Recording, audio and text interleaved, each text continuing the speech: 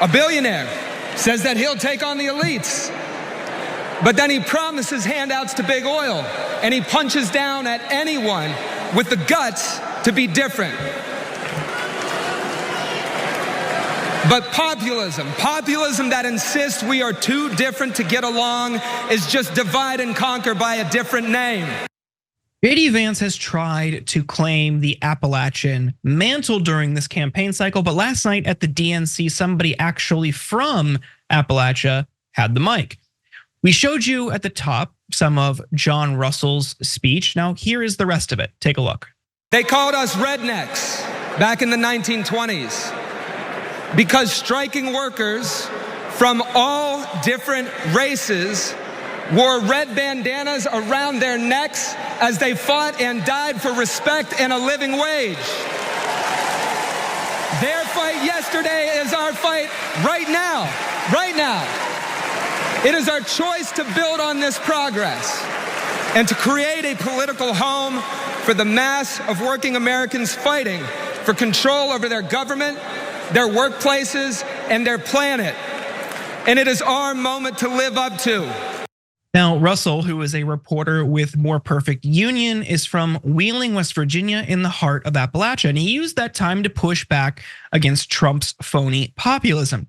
JD Vance, meanwhile, is from the suburbs in Ohio. And despite trying to say he's from Appalachia or the son of Appalachia, the New York Times recently issued a rule, a style book update to the reporters, warning them to be careful with how they describe him. Let's please be careful with our references to the background of Trump's running mate.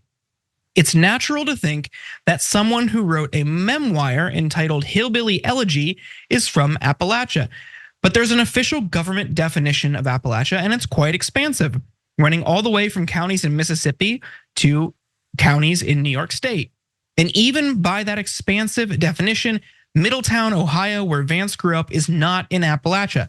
Middletown is mostly in Butler County. There's a sliver in Warren County, both are in the southwestern corner of Ohio, and neither are among the counties included in the Appalachian Regional Commission. Vance's grandparents moved to that area from Appalachia, and he spent some time in summers with relatives in eastern Kentucky as a youth. So it's fine to say he has family ties to Appalachia, or he has roots in Appalachia, or that he spent time with relatives in Appalachia, or some such. But let's avoid anything that suggests he grew up there or is a son of Appalachia. So quite a mouthful there. Hey, don't scroll away. Come back. Because before the video continues, we just want to urge you to lend your support to TYT. You power our honest reporting. You do it at tyt.com/team, and we love you for it. But what do you, so there's a couple things here. Sharon, I want to bring you in. You have the speech last night pushing back against Trump's phony populism and Vance's Appalachian roots, him also trying to lean into that. So first, what do you think of that speech? But also, what do you think of JD Vance trying to claim this title, claim this background that he doesn't actually have?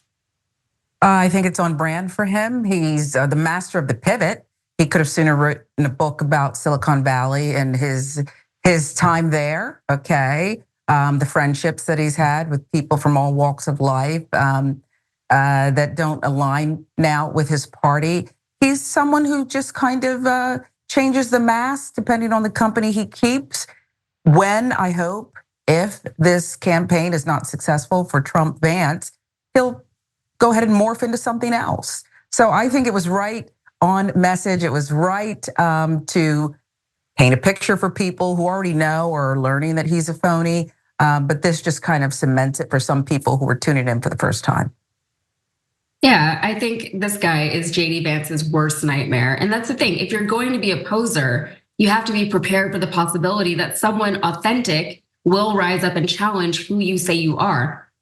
And personal identity is so crucial in the realm of identity politics. But when you have a ticket with two white men, they're desperate for the appearance of diversity and specialization. And on top of that, when you have two elite white men, a billionaire and someone backed by a billionaire, they're desperate to code switch in an effort to appeal to actual voters in middle America. And I've always said that something remarkable that Trump has been able to do is to be this billionaire who is born into this incredible, immense wealth and somehow appeal to people in middle America and tell them, I'm just like you, I'm one of you. Just because he's not a politician, he's a business person, just like you, right? Everybody can relate to being a business owner or a business person, working in a business, working American people. And Trump was able to do that. JD Vance is trying to do that, and he's really, really struggling with it. I know that we saw that video of him at the donut shop, and he was really struggling just to make small talk with just regular American workers. So it's all a struggle, and they're going to continue struggling with this because they are inauthentic people. They're simply just running a campaign, trying to say and do the right things, but none of it is coming from anywhere real, and people can pick up on that. Look, we could think about where our grandparents grew up if it's different than where we were raised. And you can identify easily, all right, this isn't my experience. I might be informed by their experience or their upbringing, and that maybe I have some connection to the area, but it certainly doesn't shape me uniquely. And I think what he's trying to do is do what a lot of politicians do. And it's funny that he's doing this at the same time he's accusing Tim Walz of stealing valor, but just take up something else, rebrand yourself, pretend to be someone you're not to be more appealing.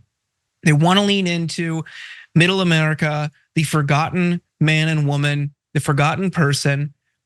And you could just see right through it, because as soon as he got out of Yale, he went out to Silicon Valley and started working with venture capitalists, that really relatable Appalachian experience, working with Peter Thiel. So he comes from big money. He is deeply connected to the tech Silicon Valley venture capital world. He's detached from that upbringing. And again, he came from the suburbs. So it is very strange to see him try to claim this kind of poverty upbringing to score political points when it's just totally inauthentic. So funny to see him get disproven, debunked like that. And as somebody who I've known John Russell for a little bit, was also surprising just to see him come out on the stage. It was surprising enough to see that ad being played, a video that they played before that.